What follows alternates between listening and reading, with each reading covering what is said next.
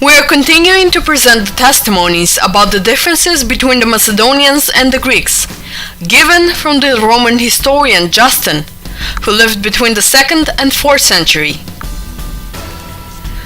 When writing about Alexander's stay in Egypt and while visiting a local oracle, Justin says, a response was also given by the oracle to his attendants, that they should revere Alexander as a god and not as a king. Hence, it was that his haughtiness was so much increased, and a strange arrogance arose in his mind, the agreeableness of demeanor which he had contracted from the philosophy of the Greeks and the habits of the Macedonians being entirely laid aside. This prophecy is referring to the event when an oracle in Egypt told Alexander he was the son of God, and he himself should be treated like a god. This was completely acceptable in the current Egyptian tradition, according to which the pharaohs were treated as kings and gods at the same time. But this was weird and unacceptable for the Macedonians and the Greeks, for whom Alexander was and remained to be treated just as a king and a normal human being. However, Justin clearly separated these two nations. In his 12th book, Justin describes the Greek rebellion against the Macedonian power. It began right after Alexander the Great of Macedon left to conquer Asia. Here we read, after the departure of Alexander from Macedonia, almost all Greece, as if to take advantage of the opportunity for recovering their liberty, had risen in arms. It is absurd how, even knowing these clear articulations, some people can still claim that the ancient Macedonians were Greeks.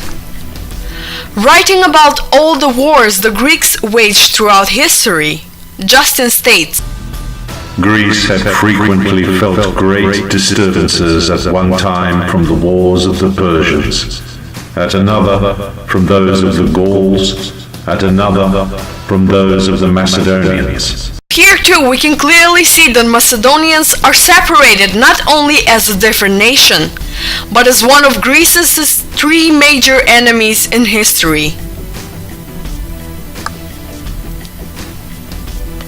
Justin also writes about the Macedonian-Roman wars led by the Macedonian king Philip V.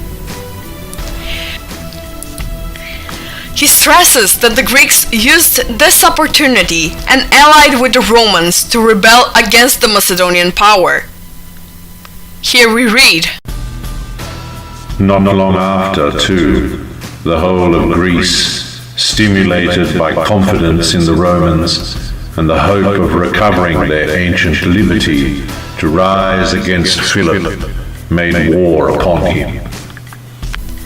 Furthermore, Justin is even more decisive, saying, Philip, on the other hand, allowed that he might be induced to submit to the Romans, but that it was intolerable that the Greeks, who had been subdued by his ancestors Philip and Alexander, and brought under the yoke of the Macedonian Empire, should dictate articles of peace to him as if they were conquerors. We are interested in how the present-day Greek propaganda reacts to these statements. Justin mentions the Macedonians and the Greeks separately too, when he says, the rising power of the Romans would swallow up the ancient empire of the Greeks and the Macedonians.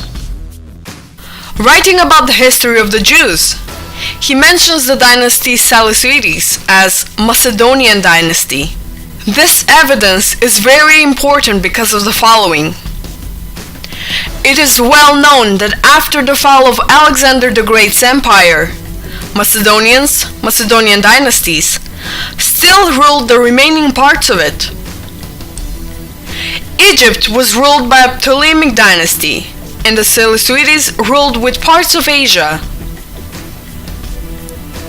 However, we already mentioned that today a great number of historians call these dynasties Greek, even though they were founded by Macedonians, and so were their future rulers.